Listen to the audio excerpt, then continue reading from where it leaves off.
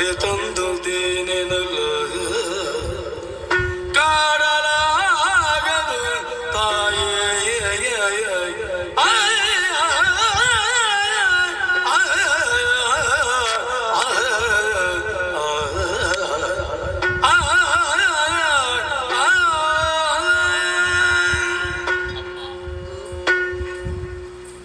ಮುಗ್ಧನಾಗಿ ತಾಯಿಯ ಕರಾವಲಂಬನಕ್ಕಾಗಿ ಕೈ ಎತ್ತುವ ಕಾಲಕ್ಕೆ ನಿನಗೆ ಮಗು ಬೇಡ ಅಂತ ಇತ್ತು. ವಯೋವೃದ್ಧಳಾಗಿ ಭಾವುಕಳಾಗಿ ಮಗ ಬೇಕು ಅಂತ ಸೆರಗು ಚಾಚುವಾಗ ನನಗೆ ಅಮ್ಮ ಬೇಕು ಅಂತ ಅನ್ನಿಸ್ತಾ ಇಲ್ಲ. ಯಾಕೆ ವಿಧಿ ಬರಬಹುದೋ ಹೇಳು.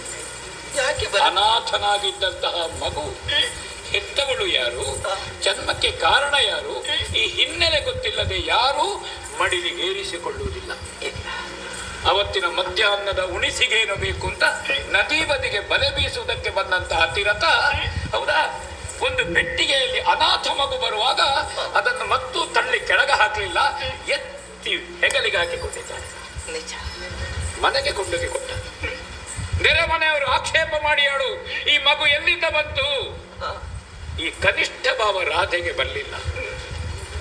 ಅವಳು ತನ್ನ ಮಡಿಲಿಗೆ ಹಾಕಿಕೊಂಡು ನನ್ನ ಮಲಪುರೇಶವನ್ನು ತೆಗೆದರು, ನನ್ನನ್ನು ಲಲ್ಲೆ ಕರೆದ್ರು, ಜೋಗುಳ ಹಾಡಿದ್ಲು.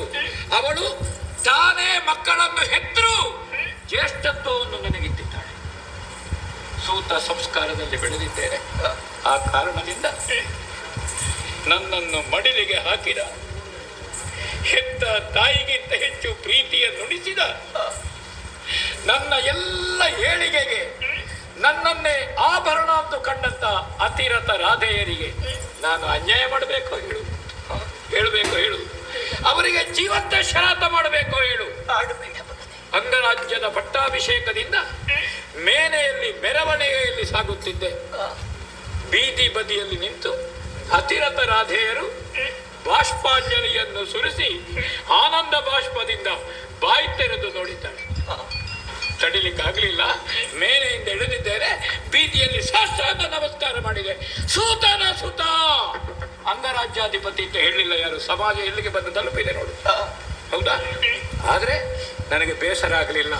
ನನ್ನನ್ನು ಬೆಳೆಸಿದ, ನನಗೆ ಉಸಿರನ್ನಿದ್ದ, ನನಗೆ ಎಲ್ಲವನ್ನೂ ಇದ್ದಂಥವರು ಬೀದಿ ಬೀದಿಯಲ್ಲಿ ಸಂತೋಷ ಪಡುವಾಗ ಅವರ ಪಾದವನ್ನು ನಾನು ನಮಸ್ಕಾರ ಮಾಡಬೇಕೋ ಬೇಡವೋ?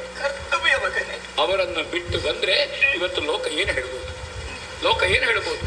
ಆ ಕಾರಣದಿಂದ ಏನಾದ್ರೂ ನನಗೆ ಆಯುಷ್ಯ ಉಂಟು ಅಂತಾದ್ರೆ ನಾನು ಪಿಂಡೋದಕವನ್ನು ತಿಲೋದಕವನ್ನು ಅತಿರಥ ರಾಧೆಯರಿಗೆ ಕೊಡಬೇಕಾದ್ದು ನನಗೆ ಕರ್ತವ್ಯ. ಮಡಿಲು ಬದಲಾಯಿಸುವುದಿಲ್ಲ, ಮನೆ ಬದಲಾಯಿಸುವುದಿಲ್ಲ, ಸಂಸಾರ ಬದಲಾಯಿಸುವುದಿಲ್ಲ.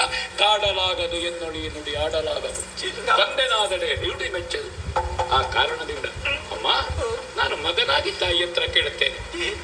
ಸುಮ್ಮನೆ ಬಂದದ್ದು ಅಂತ ನಾನು ಹೇಳುವುದಿಲ್ಲ, ಹೌದಾ? ಕೊಳ್ಳೆ ಬದಿಗೆ ಬರುವುದು ನೀರಿಗೆ, ಹಟ್ಟಿಗೆ ಹೋಗುವುದು ಹಾಲಿಗೆ, ಮರದಡಿಗೆ ಬರುವುದು ಹಣ್ಣಿಗೆ ಅಂತ ನನಗೆ ಗೊತ್ತುಂಟು. ತಾಯಿ, ಏನನ್ನ ಅಪೇಕ್ಷಿಸಿದ್ದಿ? ಮುಚ್ಚುಮರೆ ಮಾಡದೆ ನಿರ್ದಾಕ್ಷಿಣ್ಯವಾಗಿ ನನ್ನನ್ನು ಹೆತ್ತು ಇಳುಹಿದಂತ ಮಾತೃತ್ವದ ತಾಯಿತನದ ಋಣಮುಕ್ತಿಗೆ ಜೀವತೋ ವಾಕ್ಯಕರಣ. ನೀನು ಏನು ಬೇಕು ಅಂತ ನಿರ್ದಾಕ್ಷಿಣ್ಯವಾಗಿ ಕೇಳು. ನಿನ್ನ ಮಗ ಎನ್ನುವುದು ಕೊನೆವರೆಗೂ ಸತ್ಯ.